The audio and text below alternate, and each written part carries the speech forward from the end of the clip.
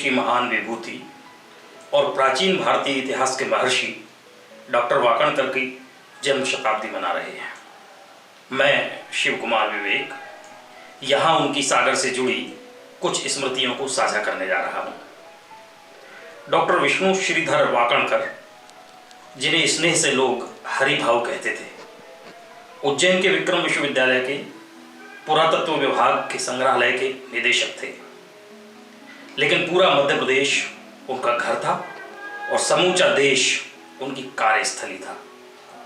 कहीं वे पुरातत्व की खुदाइयाँ करते थे, कहीं जंगलों में शैलचित्र खोजा करते थे, तो कहीं सरस्वती नदी की खोज में भटका करते थे। सागर उन्हें इतिहास की प्राचीन परतों में गहरे तक ले जाने वाला शहर था।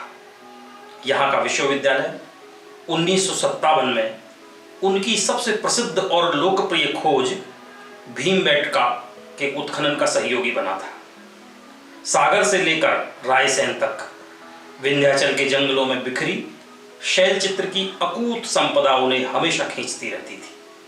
उनकी प्रेरणा से मध्य प्रदेश के शैलचित्रों पर सबसे पहली रिसर्च प्रस्तुत की गई थी। सागर विश्वविद्यालय के प्राध्यापक और वरिष्ठ लोग डॉक्टर वाकणकर की ताजिंदगी नया खोजने की ललक को हर समय एक बेताब इंसान के रूप में देखते रहे। उनकी सादगी और सहजता इस बात का उदाहरण बन गई है कि कोई महान व्यक्ति भी कितना सादा हो सकता है।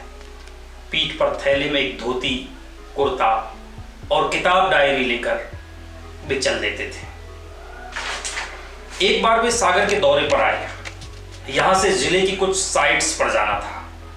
तब मैं सागर विश्वविद्यालय में विज्ञान का छात्र था, लेकिन मेरी रुचि इतिहास में थी। रात को वे एक होटल में रुके, जहां से सुबह बस स्टैंड पर मिलने के लिए कहा। मैं तैयार होकर पहुंचा तो वाकणकर जी पैदल आते दिखे। आते ही पोहा जलेबी की दुकान पर लेकर गए। अपने पेट की तरफ इशारा कर बोले, गाड़ी में थोड़ा डीजल डाल दिया जाए। वैसे आपको बता दें कि उनके झोले में हमेशा आलू रखे होते थे, जिन्हें जरूरत पड़ने पर रेत में दबाकर पका लेते थे और नमक डालकर खा लेते थे। इसलिए लोगों ने उन्हें आलू महाराज कहना शुरू कर दिया था। यहां से हम रहली के एक खेत में गए, जहां के पत्थरों का सर्वेक्षण कर उन्होंने कहा, यहां कुछ मंदिर जैसे भवन जमींदोज होंगे, कभी समय मिला तो खुदाई करेंगे। डॉक्टर वाकणकर ने मध्य प्रदेश में कायथा और दंगवाड़ा जैसे गांवों की खुदाई करके सिंधु सभ्यता से भी पहले जीवन होने के प्रमाण खोजे थे। रास्ते में उन्होंने बताया कि कैसे उन्होंने भीमबेटका की गुफाएं खोजी। वे अक्सर भोपाल से इटारसी की तरफ ट्रेन से जाते हुए भोपाल के पास पहाड़ों में कुछ पुरातात्विक धरोहर होने की संभावना देखते थे। एक दिन उतरकर देखा तो यहाँ दुनिया का सबसे बड़ा शैलचित्र समूह मौजूद था। लौटकर हम लोग सागर विश्वविद्यालय के एक व्याख्यान कार्यक्रम में सम्मिलित हुए। मैंने बाबा से कहा कि कैमरा होता तो एक तस्वीर ले लेते। डॉक्टर साहब ने तत्काल झोले से कागज और पेंसिल निकाली और मंच का स्केच बनाकर दे दिया। वे चित्रकार तो थे ही, सिक्कों के संग्रह का भी उन्हें जबरदस्त शौक था। उनके संग्रह में 40,000 से ज्यादा सिक्के थे। प्रारंभ में मैंने कहा कि उनका वेद ज्ञान उनके पुरातत्व को बहुत पीछे प्राचीन इतिहास में गहरे तक ले जाता था। वे ऋग्वेदी ब्राह्मण थे। उन्होंने बताया कि ऋग्वेद में कथा आती है कि एक ऋषि सरस्वती के किनारे तपस्या कर रहे थे।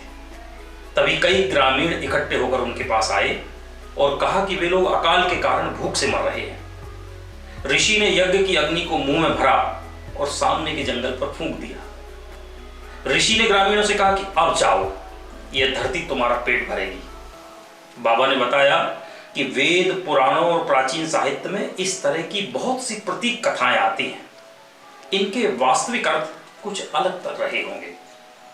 मैंने इसे जानने के लिए उस स्थान पर खुदाई करवाई तो धातु के कुछ कुल्हाड़ी नुमा औजार मिले। मैं कथा का मर्म समझ गया। अकाल से त्रस्त किसानों को ऋषि ने ये कुल्हाड़ियां देकर कहा होगा कि जंगल काटो और खेती करो।